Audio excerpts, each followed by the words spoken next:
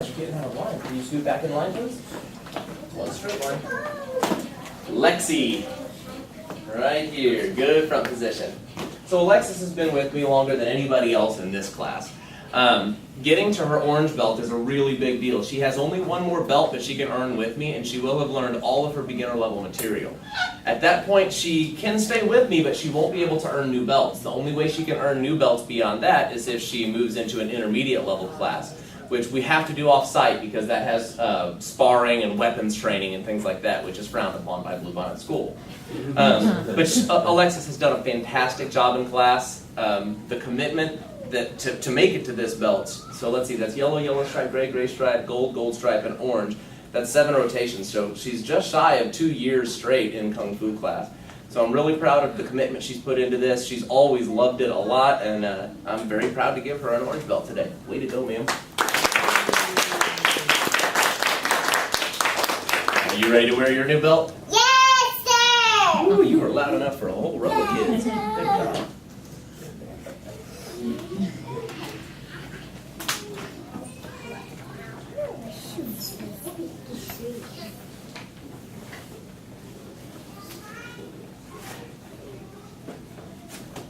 All right, hold that right there. Smile big. Let's give that orange belt a round of applause. All right, ma'am, you can pick up your old belt. Go, go, go. Good job. At this time, we don't lay down in Kung Fu. Not unless we're doing push-ups. All right. Did you want to do some push-ups? Oh.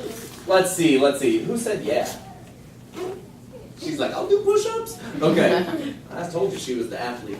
Okay, let's see. If you did not get a new belt today, I want you to stand up. Stand up, guys. Good front position. Now, the reason I want to have these guys stand up is that not everybody gets a belt every time. You do have to earn it, and we're pretty strict with the way that we do our testing. A lot of schools will have kids line up, and you can kind of just look at the guy next to you and go through it, and they hand you a belt.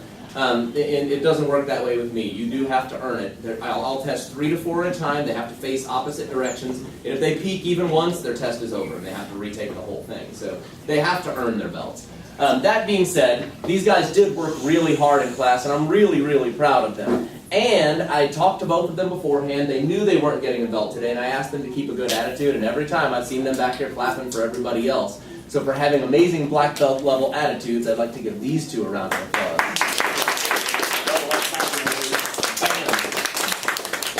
Bam! Good job. Have a seat, you two. All right, at this time, I would like to talk a little bit about what we do in Kung Fu class. This rotation, yes, sir?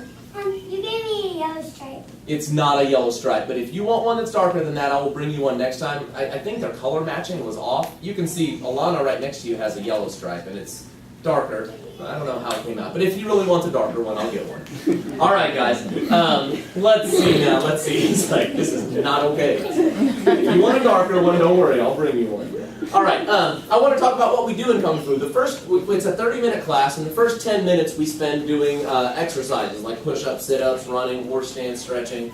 Then we spend the next 10 minutes working on our Kung Fu moves. Then we spend 5 minutes working on whatever our knowledge requirement is that they have to pass their test, that they need for their test.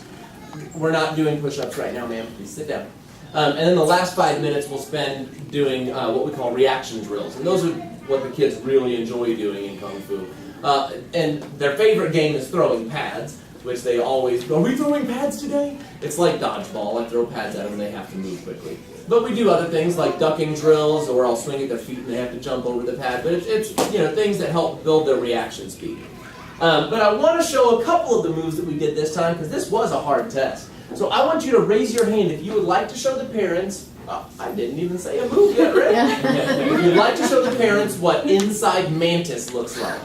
All right, Rick, stand up. Feet apart, hands on your sides. Let's see inside mantis. Good job. Have a seat. So inside mantis, usually whenever we do Kung Fu moves, especially at this age range, it's very basic. A basic block, a basic kick, a basic, things like that. This is combining the style that we do, which is praying mantis style Kung Fu. So you're doing an inside block and then hooking the person's arm out of the way. Usually it will lead into another type of strike afterwards. But this is normally above the level that these guys do. Okay, now we have one more fancy move. Who wants? Oh, hold on, Kinsley. Who wants to?